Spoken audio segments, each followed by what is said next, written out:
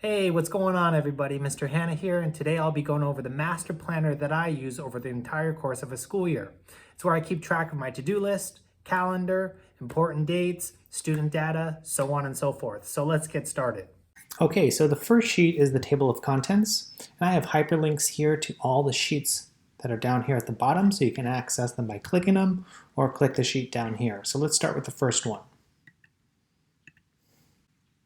All right, the to-do list is one of the first sheets because it's of high priority. It's a very simple check system. Check the box, mark it as done, on to the next one. You keep them there if you like. I like to just delete the row and then move on to the next one. So yeah, keeping it simple is key here, keeping it clean as well. The next one is calendars. The first calendar I have is the district calendar. I grabbed this off the district website, downloaded it as a PDF or as a JPEG, and just inserted it here into the planner. Your district probably has one too on their site. Next to that is important dates. So I looked at all the important dates here and put them in these cells. These cells are editable, so over time I'm going to add to this. And to the right of this is a monthly calendar. This is interesting because I actually don't use this. I use the monthly calendar that is in my Microsoft Outlook because it syncs with my email, sends me reminders and all of that. But some people do like this, and I just wanted to put this here so I can show you what it would look like. Okay, so the next tab is schedules. The first one is my class schedule. I have that here. If I need to share it with other specialists on campus or the office manager, I have it right there ready to go. When the school comes out with a specialist schedule, I'll insert that here. And there's more space here for other schedules you may need to put. All right, so the next sheet is student information. And the first section here is personal information. I'll have the students' ID numbers and passwords in these columns, and I probably have to revisit these once a week. I know a lot of you can relate. Student birthdays, parent or guardian contact information, up to 2. You can type in your email, phone number, whatever you need, and just general notes to record as well. The next section is academic information. Here I'll record who has an IEP, who has a 504, who goes to special programs, reading intervention, resource, whatever it may be. ELD, you can even type in here the ELD level, and other notes about their academics. The next section is student data. So I'll keep track of information about math and language arts. Starting with math, I'll record their FACT fluency progress over time. So what I like about this is I can insert a column and include their FACT fluency in October, and I'd started off with one in September, so I can see side by side their progress over time.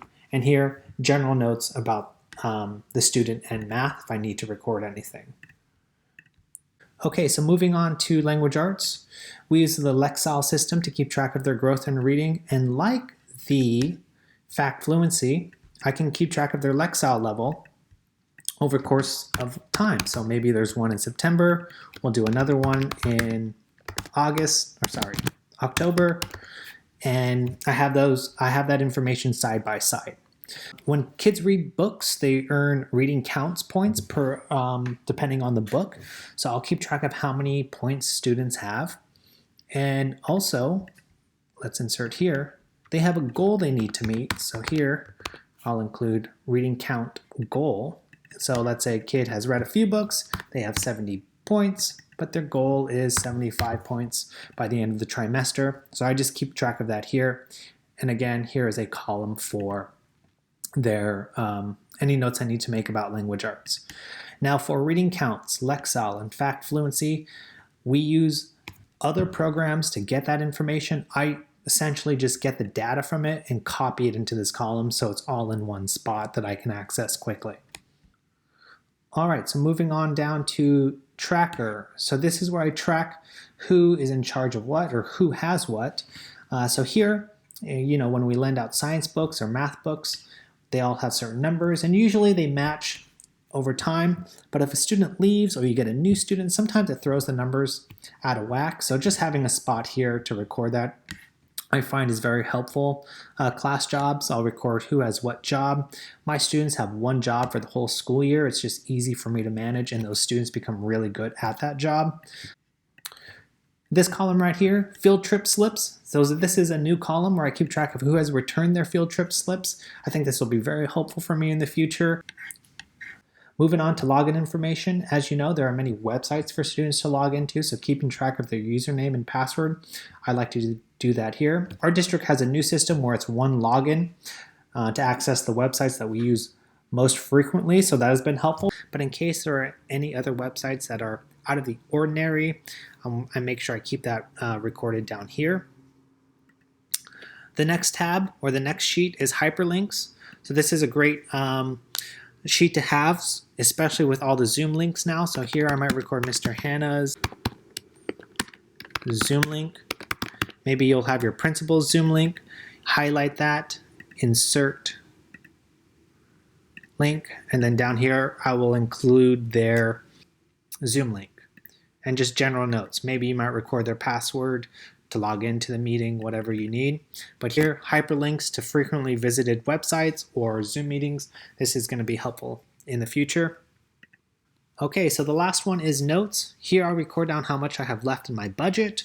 I will record things about field trips coming up, maybe a little reminder to myself, or things to prepare. Replace end of the year. If there's something that runs out or I need to order at the end of the year, but I just can't keep track of that information in November or March, I'll record it down here so I'll know that in June to reorder that item. Wish list. Maybe there's a certain time where you guys do your ordering. We do. And I'll record the things that I know that I want to buy. And I'll have it all in one spot that I can look back to. And that's about it. All right, so I hope you all enjoyed that overview. I really enjoy using this digital planner. It's really easy to make a template every year or just make a copy of it, so long that I'm in the same district or same grade level, whatever it may be. Nothing really changes. The language stays the same, the formatting stays the same, and just become better each year. So I hope you were able to find some ideas or be inspired to create your own. I'll be inserting a link to part 2, which is how I actually create the planner step by step. But till then, like the video, subscribe, and see you guys next time.